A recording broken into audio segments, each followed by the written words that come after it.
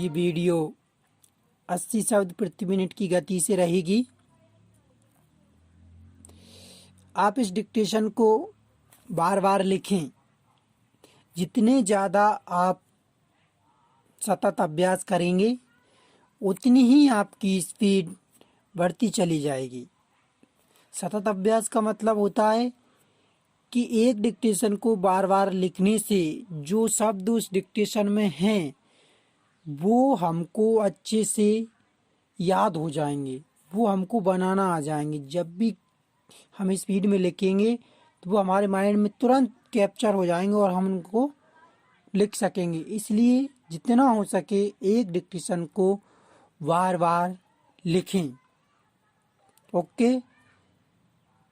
5 second बाद dictation start होगी। भारत के लोगों ने लगभग 200 वर्षों तक अंग्रेजी राज में परतंत्रता को गहराई से महसूस किया था। परदेशी के प्रति गुस्से और विद्रोह का अभ्यास तो भारत के लोगों को पिछले 1000 वर्षों से था, जब वे भारत में आई अनेक आक्रांता शक्तियों से जूझते रहे और अपना मूल सांस्कृतिक जीवन सुरक्षित रखकर जीवन यापन भी करते रहे। जैसा कि सभी कहते हैं कि अनेक संस्कृतियां पिछले 1000 वर्षों में भारत की मूल संस्कृति में समाहित हो गईं, पर अंग्रेजी राज के प्रति भारत का गुस्सा अलग ही था। वह राज एक ऐसी संस्कृति भी साथ लेकर आया था जो इस देश की शिक्षा, खेती किसानी और देश के मूल जीवन राग को ही नष्ट कर रहा था।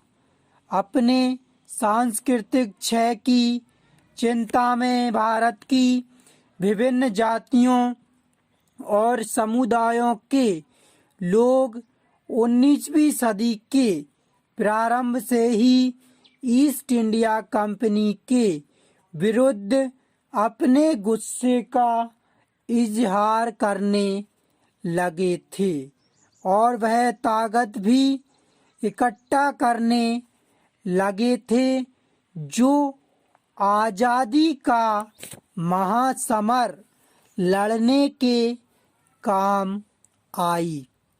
हम इस थोड़ी सी जगह में भारत के स्वतंत्रता संग्राम की कहानी कहते हुए भारत के हृदय प्रदेश में बसे मध्य प्रदेश के लोगों की आज़ादी के महासमर में निभाई गई भूमिका को संक्षेप में रेखांकित करना चाहते हैं। पैरा सीहोर और भोपाल में इस महान जन क्रांति में अगर कुछ हुआ तो वह था सीहोर कैंटोनमेंट के सिपाहियों का विद्रोह। नवाब सिकंदर बेगम की अंग्रेजों के सहयोग देने की नीति के कारण इन दोनों जगहों पर विद्रोह ने वह शकल अख्तियार नहीं की जैसा प्रदेश के दूसरे हिस्सों में संभव हो पाया। सीहोर में सिपाहियों ने विद्रोह के बाद छावनी पर कब्जा कर लिया, अंग्रेजों के बंगले जला दिए, पोस्ट ऑफिस और सीहोर चर्च भी विद्रोहों से नहीं बचे। शुजात खान ने ईस्ट इंडिया कंपनी की बेरचा ट्रेजरी को लूट लिया और अफसर को मार डाला।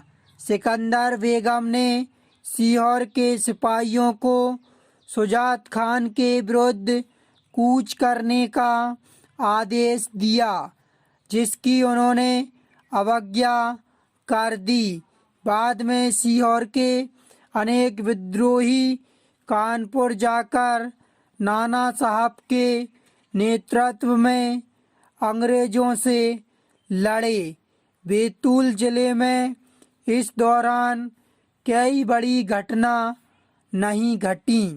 हालांकि चपातियां यहाँ बंटने के समाचार अंग्रेजों को मिले थे।